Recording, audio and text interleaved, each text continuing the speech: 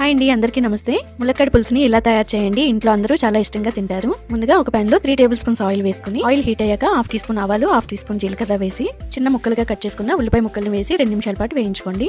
ఇందులో 1/2 tea spoon అల్లం వెల్లుల్లి పేస్ట్ ని, 1/2 టీ స్పూన్ పసుపుని వేసుకుని చిన్న ముక్కలుగా కట్ చేసుకున్న 3 టమాటోలను వేసి 2 నిమిషాల పాటు వేయించి మూత పెట్టి మగ్గించుకోండి.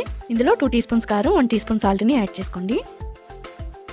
టమాటో ఇలా మెత్తబడ్డాక ఒకసారి ఇలా మ్యాష్ చేసుకుని మనం కట్ చేసుకున్న ములక్కాడ ముక్కలు వేసి 2 నిమిషాల పాటు వేయించి 10 నిమిషాల పాటు లో ఫ్లేమ్ లో మగ్గించుకోవాలి.